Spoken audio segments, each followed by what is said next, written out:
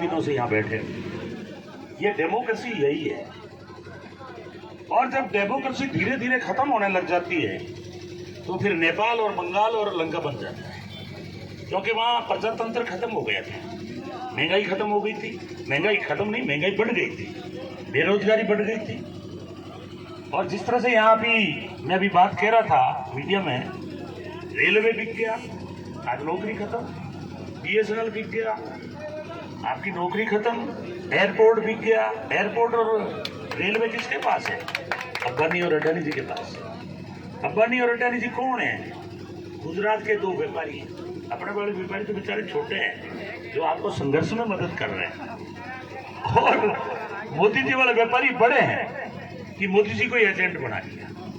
मोदी जी ने कम से कम 100 देशों की यात्रा की है। 8,000 करोड़ का यान है, 5 लाख का चश्मा है, 2 लाख का सूट है, 2 लाख के जूते हैं, 2 लाख का पेन है, और कहते क्या है, मैं तो फकीर हूँ। तो यार मोदी जी, हमको सबको आप जैसा फकीर बना दो। मैं गलत तो नहीं कह रहा हूँ।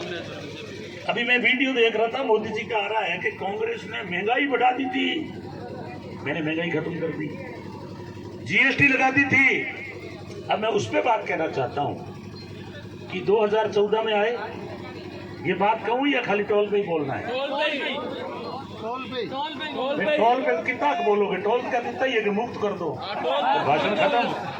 और तो मैं क्या बोलूँ बताओ? जो थानो टाइम पास होना भी तो जरूरी है। जब तक तुम सरकार वालों को नहीं डराओगे, आज चाहे मैं सत्ता में होता तो आप हमारे विरुद्ध बोलना चाहिए, जब भी तो हम डरेंगे। अगर हम सत्ता वालों के विरुद्ध में नहीं बोलेंगे, अर्जुन राम को नहीं घेरेंगे, तो अधिकारी मेरे कहने से तो आएंगे नहीं। या तो तुम तोड़ फोड़ करो, कानून हाथ में लो, तो फिर विचार होता है, फिर आपके ऊपर मुफ्त में ठोक देंगे।